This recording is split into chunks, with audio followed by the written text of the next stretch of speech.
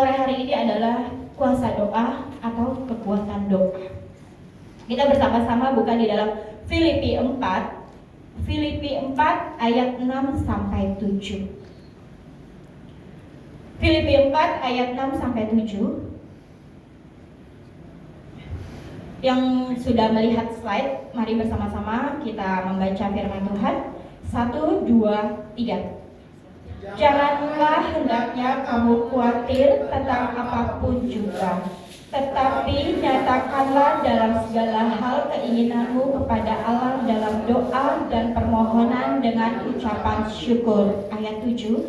Damai sejahtera Allah yang melampaui segala akal akan memelihara hati dan pikiranmu dalam Yesus Kristus. Ada amin? Amin.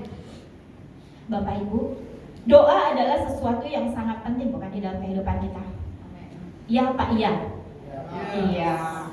Karena bagi orang Kristen, bagi kita orang yang percaya kepada Tuhan Yesus, doa adalah nafas, hembusan. Jadi jangan bilang kita takut akan Tuhan, kita percaya Tuhan Yesus kalau kita tidak pernah berdoa. Bukan saya yang ngomong ya. Sebentar, saya ambil tisu dulu.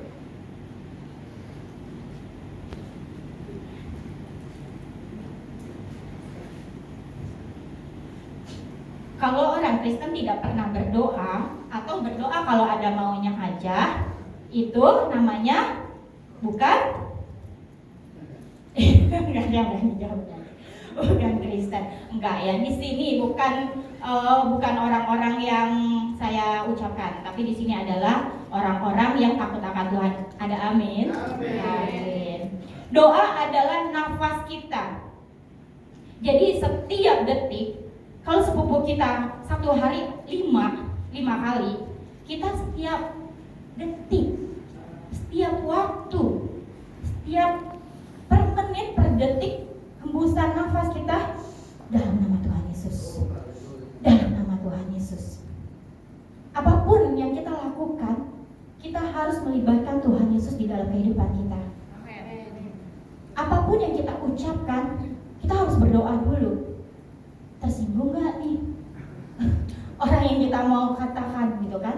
Tersinggung gak nih kata-kata kita? Apalagi kalau orang Batak. Orang Batak tuh manis aja tetap kasar, bener gak? Iya kan? Apalagi kalau benar-benar marah, ya kan? Seluruh dunia mendengar. Enggak ya Kak Geri, di sini Kak Geri sudah dilawat Tuhan. Jadinya suaranya tuh untuk memuliakan nama Tuhan. Jadi kita memakai doa di dalam kehidupan kita untuk apa? Melibatkan Tuhan di dalam kehidupan kita. Yang pastinya adalah Tuhan Yesus Kristus. Terlebih setiap kita yang sudah bersahabat dengan Roh Kudus, kita akan bisa mendengar tuh di telinga kita suara-suara Tuhan, dan kita akan peka. Kita akan tahu ini suara dari Tuhan Yesus atau bukan. Ini suara dari Roh Kudus atau bukan. Kita akan bisa membedakan mana yang positif dan mana yang negatif. Tapi kalau kita hidup tanpa doa, kita main tabrak-tabrak aja, ya kan? Kita mau kemana, hayo aja, kita ikutin kemauan kita, kedagingan kita, itu pasti akan jatuh ke dalam dosa. Apalagi kalau kita tidak punya rasa takut akan Tuhan. Ada teman yang ngajakin gak benar, hayo jalan. Tapi kalau kita takut akan Tuhan, ada teman yang ajakin ke diskotik, kita kan berdoa dulu sama Tuhan. Maksud tujuannya apa nih? Udah tahu negatif kan? Tuhan bilang pasti di telinga kita, jangan. Ya kan? Jangan. Tapi kalau anak-anak Tuhan akan perkumpulannya bersama anak-anak Tuhan. 2 jam berkumpul di CMC Grace, bukan 2 jam berkumpul di bukan diskotik lagi, tempat paranormal. Paranormalnya udah bertobat, ya kan? Seorang Suhuyo, para peramal Indonesia sudah takut akan Tuhan. Tepuk tangan dulu buat Tuhan Yesus. Kenapa saya ambil tema kekuatan doa, kuasa doa? Untuk menjangkau seorang paranormal Indonesia terkenal mengetahui seluruh dunia itu tidak mudah. Apalagi harus menjadi seorang pasangan. Kalau bukan karena doa, bukan kekuatan Roh Kudus, apakah saya mampu? Tidak, Bapak Ibu. Ketika beliau melamar saya, itu pergumulan terjadi. Doa, saya percaya Tuhan adalah kuasa doa. Kekuatan doa tidak akan sia-sia. Kenapa? Firman Tuhan sendiri bahwa setiap doa kita, keluh kesah kita, jangan cuma pas kita ada di bawah aja kita berdoa cari Tuhan. Pas kita lagi happy-happy kita tinggalin Tuhan. Ntar uang udah habis balik lagi ke Tuhan. Jangan ya, gak ada di tempat ini. Katakan amin. Saya berdoa untuk suami saya. Apakah benar Tuhan saya menerima lamarannya? Karena ini bukan orang biasa. Apakah benar Tuhan ini jodoh dari Tuhan? Beda usia kami sangat jauh, 29 tahun. Banyak orang-orang di luar, apalagi konglomerat sahabat-sahabat suami saya itu, gak perlu saya sebutkan namanya, bilang, aduh cuma pengen mudanya, nanti juga kalau udah dapet yang muda nanti sama yang muda ditinggalin, ya kan? Tapi saya kekuatan doa, kuasa doa, saya minta sama Tuhan, Tuhan Yesus, kalau memang ini jodoh dari Engkau, terjadilah pernikahan. Bagi yang akan menikah, yang ada di belakang, harus kuat dalam doa. Kenapa? Sore hari ini Tuhan memberikan tema bukan tema sembarangan. Tapi di balik tema ini ada sesuatu yang Tuhan ingin sampaikan kepada kita sore hari ini. Doa setiap detik. Kita ada di tempat ini, kita berdoa dulu, Tuhan Yesus, hantarkan aku dengan selamat sampai di tempat tujuan. Kalau kita nggak berdoa mungkin kita sampai, tapi kita tidak menerima sesuatu di tempat ini. Kita pulang hambar, pulang seperti biasa kita datang saja, menjadi rutinitas biasa. Tapi kalau niat kita sudah doa dari rumah, kita bilang Tuhan Yesus, aku percaya. Ketika aku baca flyer ibadah CMC Grace, ada sesuatu yang Tuhan ingin sampaikan kepada aku lewat CMC Grace. Dihantarkan Bapak Ibu ke tempat ini. Bahwa doa-doa kita kepada Tuhan Yesus dan kepada yang lain. Kepala normal mau keluar berapa? Bok Suyo? Sekali ngeramal berapa? Berapa? 300.000. Ratusan sampai miliaran. Untuk apa? Lebih baik kita bawa ucapan syukur kita kepada Tuhan Yesus. Tuhan Yesus gratis. Kita berdoa setiap waktu Tuhan benar. Mungkin kita nggak bisa melihat, Bu Medi, gimana saya melihat Tuhan Yesus? Orang saya aja nggak bisa melihat. Tapi jangan salah, Tuhan Yesus memandang kita setiap detik. Apapun yang kita pikirkan, apapun yang kita katakan, apapun yang kita hentakkan kaki kita, CCTV itu ada sama Tuhan Yesus. Begitu juga ketika kita kembali kepada Tuhan Yesus, buku takdir kita itu akan dibaca, itu akan dibukakan. Apa kita bisa berbohong? Nggak bisa. Kamu pernah nyolong ayam ya? Nggak pernah. Itu nggak bisa. Kamu pernah mengkhianati teman kamu ya? Oh enggak, kayaknya nggak bisa. Itu semuanya terbaca. Dari kita keluar, kita ada di dalam perut rahim ibu kita. Tuhan sudah merancangkan. Kita percaya Tuhan Yesus. Tuhan Yesus, aku percaya kepadamu. Aku bisa sembuh dari sakit. Itu karena kuasa doa. Bapak Ibu, bagi Bapak Ibu yang belum pernah tahu kesaksian hidup saya, secara singkat saya akan ceritakan, lebih lengkapnya buka YouTube. Ditya Agustina.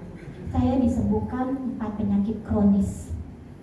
Usus buntu di usia 18 tahun, operasi lewat tanpa biaya, Tuhan sembuhkan. Kedua, ternyata ketika usus dipotong itu kok perut saya membengkak. Ternyata masih tersimpan kanker usus. Saya itu waktu itu masih kerja di Mall Artagadi. Saya sampai tergeletak, nggak bisa bangun lagi. Ternyata masuk lagi ruang operasi. kanker usus. Harus di kemo, tapi karena saya doa pada Tuhan Yesus, kalau memang saya harus kembali kepadamu di usia 18, saya sudah mati. Tapi tanpa di kemo, Tuhan sembuhkan saya. Tepuk tangan dulu buat Tuhan Yesus. Berhenti di situ? Tidak. Saya pernah belvasi, yaitu stroke ringan di tahun 2015. Jadi mata saya sudah miring, mulut saya sudah mengok, saya sudah tidak bisa bangun lagi dari tempat tidur, saya sudah tidak berdaya lagi. Kalau bukan karena kekuatan doa, bukan kuasa doa, saya tidak ada sore hari ini di depan Bapak Ibu. Saya malu, gak bisa ngomong A, I, U, E, O aja, boro-boro saya bisa bawel lagi, gak bisa. Saya malu bertemu sama semua orang. Dulu masker itu gak dipakai ya, tapi kalau masker dipakai ada sesuatu sama muka orang tersebut, benar gak? Mungkinkah itu totonya pas dibuka tonggos giginya, ya kan? Mungkinkah ada sesuatu di area sini, ya kan? Tapi saya pakai, kemana-mana saya pakai. Ternyata apa? Bibir saya itu bengok. Tapi berhentikah saya beraktivitas? Saya harus beli makan, saya harus keluar. Saya malu kemana-mana, saya cuma bilang sama Tuhan, Tuhan Yesus, saya hidup sebatang kara, saya anak yatim piatu. Kenapa sakit lagi, sakit lagi, sakit lagi? Di situ mulai rasa mengeluh. Doa tetap. Saya cuma bilang sama Tuhan, Tuhan, kalau Engkau menginginkan terjadi sesuatu dalam kehidupanku, atau Engkau ingin pakai aku lebih luar biasa lagi di dalam pelayananmu, sembuhkan aku. Bapak Ibu, adakah stroke sembuh dalam 7 hari? Sembuh total. Tapi Tuhan Yesus lakukan kepada saya. Tepuk tangan dulu buat Tuhan. Sembuh total. Kalau setiap orang yang melihat saya nggak pernah tahu kalau saya pernah stroke. Saya pernah mengok, saya pernah matanya ke sini, udah nggak berwujud lagi. Yang Bapak Ibu lihat adalah wanita cantik, tapi nggak tahu 2015 itu wujud saya seperti apa.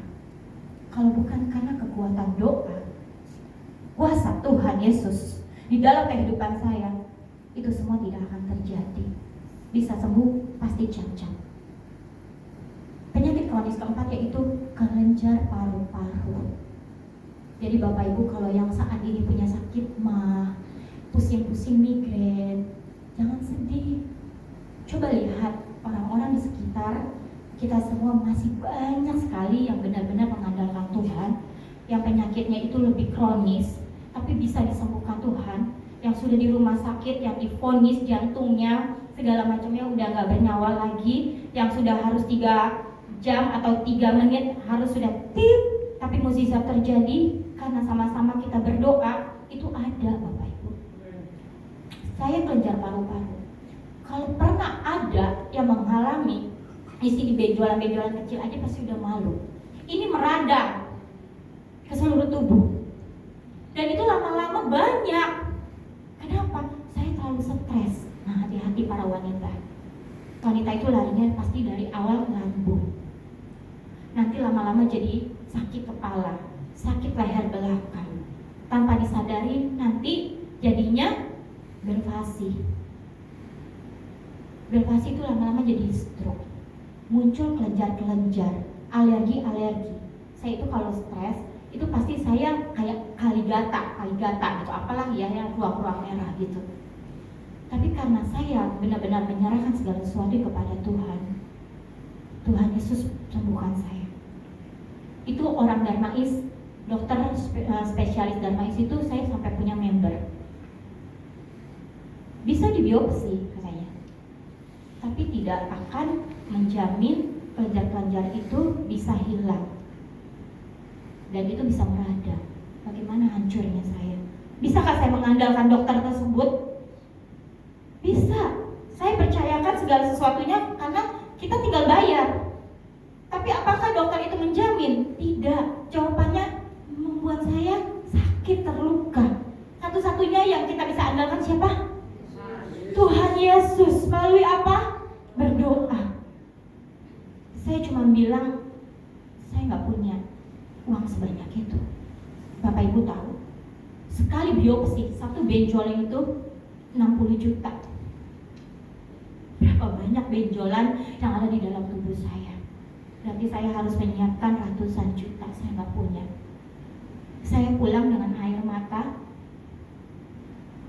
Saya kembali ke rumah, nyetir mobil sendirian. Apa yang harus saya perbuat, Tuhan? Kenapa berkali-kali saya didera penyakit kronis? Kenapa saya nggak meninggal aja? Sudah selesai. Apa yang Tuhan mau lakukan di dalam kehidupan saya? Saya bertanya, saya sempat menghakimi Tuhan. Kenapa Tuhan Yesus? Kenapa Tuhan Yesus? Pasti Bapak Ibu pernah. Tanpa kita sadari, kenapa Tuhan Yesus aku kok hidup kayak begini ya? Kok tetangga saya gak pernah berdoa? Kok tetangga saya bisa pergi happy-happy segala macam? Tapi jangan salah Bapak Ibu, Tuhan Yesus ingin kita lebih mengandalkan Dia. Tuhan Yesus ingin menguji iman kita seberapa benar-benar mengandalkan Tuhan Yesus di dalam kehidupan kita. Dan saya tersadar, kenapa aku harus mengeluh? Saya cuma meneteskan air mata. Kenapa aku jadi menghakimi Tuhan? Bukankah saya harusnya bersyukur saya diberi penyakit ini supaya saya benar-benar bisa tahu bagaimana Tuhan bekerja di dalam kehidupan saya? Apakah kurang nih 3 penyakit aku sudah sembuhkan dan engkau masih menghakimi dan engkau masih mengeluh di 4 penyakit yang terakhir? Di situ saya sadar dan saya langsung sujud berdoa kepada Tuhan. Tuhan, ampuni aku. Selain kata-kata Filipi 4 ayat 6-7 yaitu kita harus bersyukur. Karena di balik pencobaan yang kita alami Bapak Ibu, pasti ada maksud Tuhan untuk kita. Ada rencana Tuhan untuk kita. Semua murid-murid Tuhan Yesus tidak enak meninggalnya, benar gak? Semua murid Tuhan Yesus bukan orang-orang kaya. Murid Tuhan Yesus bukan orang-orang hebat. Tapi Tuhan Yesus pakai Roh Kudus ada di pihak mereka untuk menyembuhkan 5.000 orang, memberitakan firman Tuhan, menginjil di mana-mana, menjangkau banyak jiwa. Aku mencari orang berdosa, bukan orang yang suci, bukan orang kaya. Tapi aku melihat hati yang tulus. Ketika aku tulus, aku berdoa, Tuhan Yesus terima kasih. Aku percaya aku akan sembuh. Itu mulai iman berbicara. Saya nggak balik lagi ke Darmais. Dan Bapak Ibu tahu, saya nggak minum obat. Ketika saya ketemu salah satu profesor terkenal di Indonesia dan dia punya salah satu rumah sakit yang terkenal, kalau saya sebutin pasti Bapak Ibu kenal. Kenapa kamu baru datang hari ini di saat kamu besok sudah mau meninggal? Gimana hati saya? Langsung saya disuntik. Kamu ini kelewat stres, katanya. Dan saya cuma bilang, Tuhan Yesus, bilur-bilur Tuhan Yesus bisa menyembuhkan saya. Udah iman, saya udah pasrah. Tapi di saat kita benar-benar pasrah Bapak Ibu, mujizat terjadi, katakan amin. Di saat kita benar-benar mengandalkan Tuhan Yesus, kuasa doa, apa yang keluar dari mulut kita itu bukan lagi kata-kata dari pikiran kita, tetapi iman kita yang berbicara, terjadilah. Kau udah mau mati, datang sini, katanya. Saya pulang lagi dengan air mata. Udah, kamu minum obat ini untuk hilangin kelenjar-kelenjar, meredakan semuanya kelenjar-kelenjar. Kamu jangan stres lagi. Saya minum obatnya? Tidak, karena saya tidak suka obat. Suami saya tahu banget saya nggak suka obat. Kalau nggak sampai muntah-muntah, lambung saya kambuh, itu saya nggak mau minum yang namanya Milanta. Saya nggak mau minum yang namanya Panadol. Saya cuman berdoa. Kalau bagi logika, orang yang sudah bilang, makan tuh doa, ya kan? Bisa kalau nggak minum obat. Saya buang obat 3 juta rupiah sekali tebus obat. Saya buang. Saya nggak minum lagi. Tapi apa yang terjadi? Saya cuma berharap Tuhan Yesus, kembali lagi aku sujud di bawah kakimu. Kekuatan doa yang aku andalkan. Karena di balik doaku pasti ada kuasa kesembuhan. Saya balik lagi pagi ke prof tersebut dan saya harus ambil darah cek. Saya cuma bilang, Tuhan Yesus, inilah detik-detik kematian saya. Saya kemana-mana pakai lengan panjang, nggak kayak sekarang. Saya bisa pakai lengan pendek dengan pedenya, tapi nggak celana pendek ya. Nanti jadi Ibu Meti kan aneh ya kan? Itulah kuasa doa.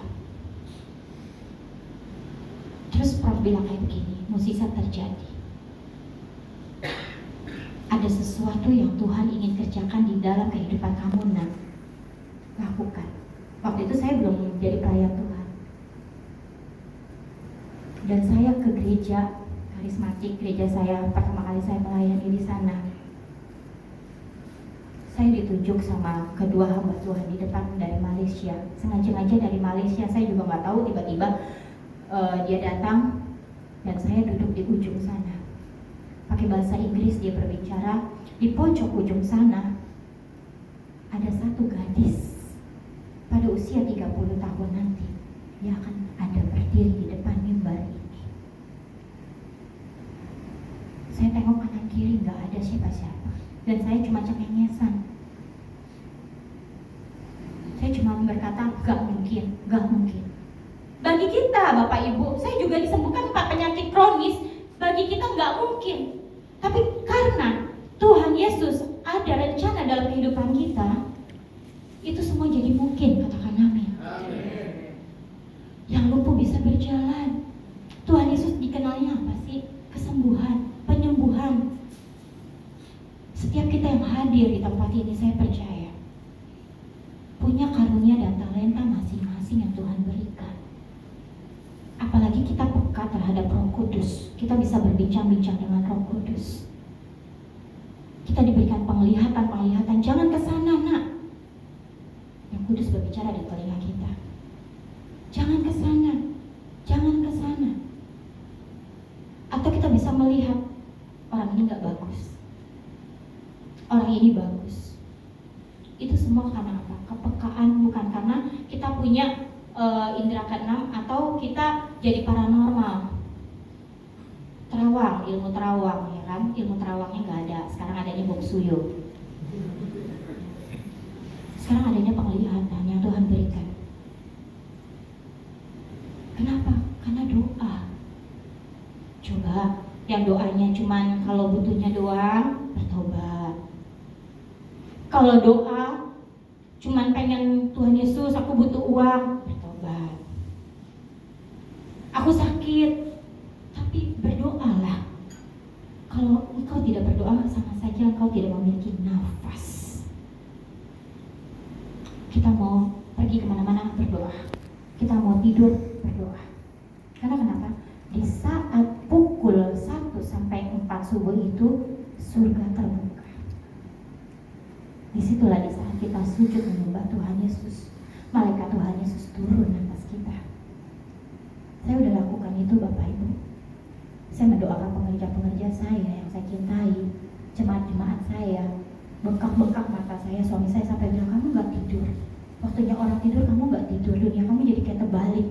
Bukan terbaliknya di diskotik ya, tapi terbaliknya di saat orang kalian pada tidur, saya terbangun. Saya sebutin nama satu-satu, bekerja saya satu-satu. Apalagi kemarin Kak Geri sakit, saya udah was-was. Saya cuma bisa berdoa, Tuhan Yesus, aku punya doa.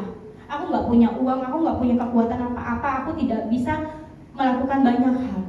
Tapi aku punya Tuhan Yesus yang luar biasa. Tuhan Yesus memberikan talenta karunia penyembuhan kepada saya. Kenapa? Karena saya sudah pernah disembuhkan Tuhan Yesus. Bapak Ibu gali setiap talenta yang kalian miliki. Setiap karunia yang Tuhan berikan jangan disia-siakan. Gunakan itu untuk melayani Tuhan. Pasti hasilnya sangat luar biasa. 7 alasan mengapa kita harus berdoa. Pertama, doa membuat hati dan pikiran kita tenang. Kita emosi, ya kan? Kita disakitin orang, kita dihina, dihujat, kita dikata-katain sama orang. Kayaknya gitu kan ya, kalau kita benar-benar manusiawi banget, ya dagingan banget.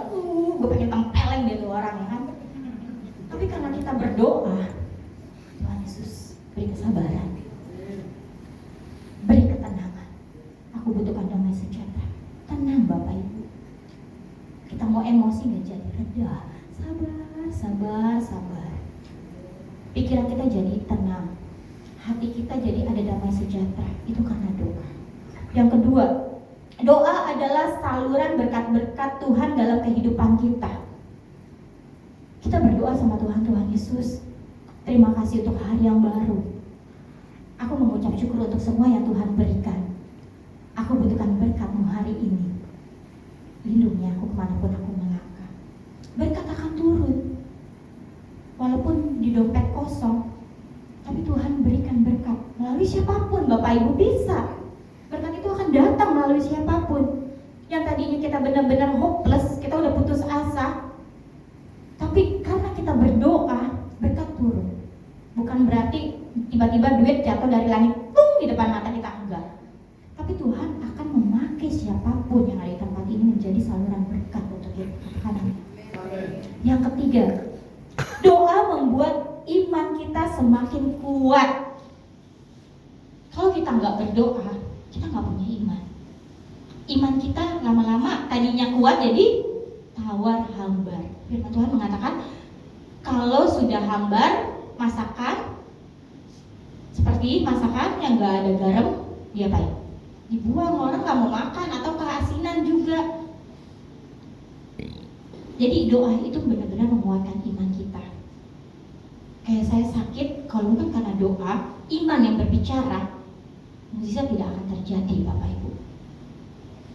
Yang keempat, doa membuat kita terhindar dari pencobaan. Ada orang pengen jahatin kita, atau kita lagi jalan, sekarang banyak ya perampokan, ya kan, begal di mana-mana.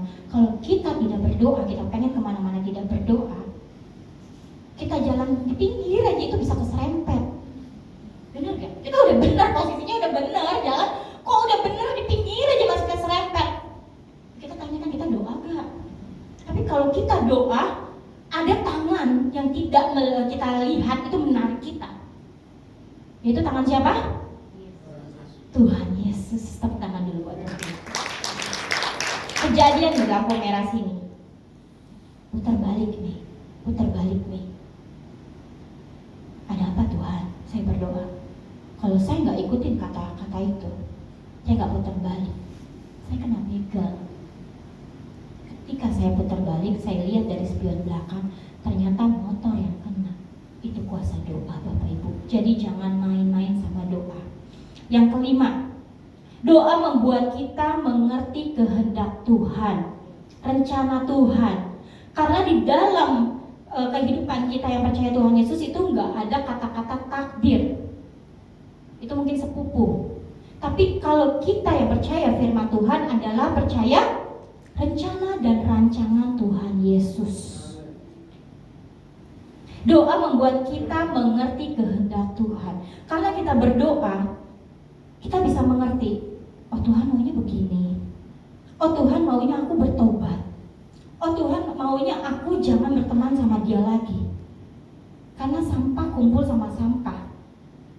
Bunga ada di pot yang wangi berkumpul dengan bunga.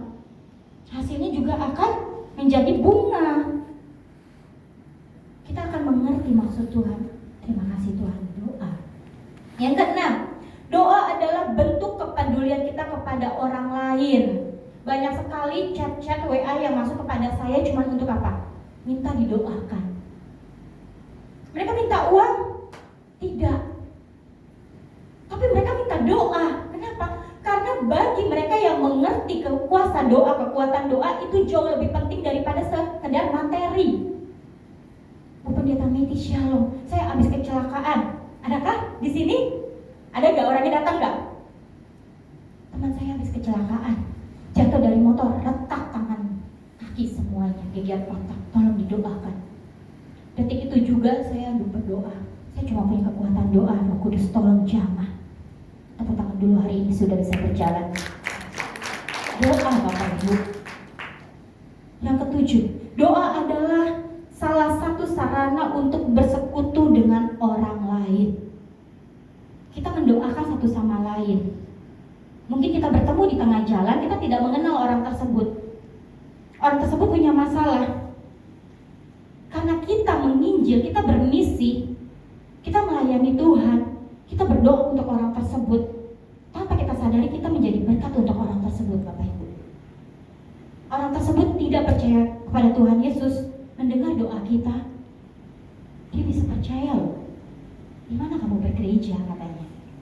Di CMC Grace. Berapa nomor WA kamu? Kasih. Kirim flyer. Datang orangnya ke tempat ini. Tahu dari mana? Dari Purwakarta. Tepuk tangan dulu buat Tuhan Yesus. Sengaja-ngaja datang ya Kak Geri ya, Pak Antonius ya. Pak dari mana? Saya sengaja-ngaja datang dari Purwakarta. Pulang habis ini naik kereta lagi, balik lagi ke Purwakarta. Untuk apa? Beribadah di CMC Grace. Tepuk tangan dulu buat Tuhan Yesus. Jadi CMC Grace ini benar-benar orang-orang pilihan Tuhan yang ada di tempat ini. Bukan saya mencabut jemaat-jemaat orang, saya cabut supaya duduk di sini, tidak. Tapi benar-benar yang Tuhan panggil, seperti Kohanita. Berencana dikirim untuk apa kok? Mendengar kesaksian dari Pak Aji Notonegoro. Tapi ada sesuatu yang Kohan diterima di CMC Grace. Lawatan Tuhan, mukjizat Tuhan terjadi. Kohan selalu bilang, ini adalah rumahku. Tepuk tangan dulu buat Tuhan Yesus. Saya yang memanggil bukan, tapi saya hanya punya doa. Ternyata doa itu benar-benar bisa menjadi kekuatan untuk orang lain, orang di sekitar kita. Yang sakit bisa sembuh, yang terluka bisa Tuhan hiburkan, yang membutuhkan biaya, dana, semuanya jangan minta sama saya nggak punya apa-apa. Tapi berdoa, minta sama Tuhan, kekuatan Tuhan itu luar biasa daripada kita. Saya bisa memberi 200.000, Tuhan Yesus bisa memberi 2 miliar. Tuhan Yesus bisa memberi apa yang kau inginkan, yang selama ini tidak terkabul. Tuhan Yesus memberi pada saatnya. Jadilah saksiku dimanapun engkau berada. Jangan lagi takut-takut untuk berdoa, melipat tangan di depan umum. Kita jangan bilang takut orang Kristen, jangan. Kita justru bangga punya juru selamat yang luar biasa, yaitu Yesus Kristus. Kita wahyu akan digenapi. Semua lidah akan mengaku bahwa Yesuslah juru selamat. Amin. Tidak ada pintu di bawah kolong langit selain nama Tuhan Yesus yang akan menyelamatkan kita. 7 alasan mengapa kita tadi berdoa. Coba mulai sekarang terapkan doa. 9 manfaat berdoa bagi orang Kristen.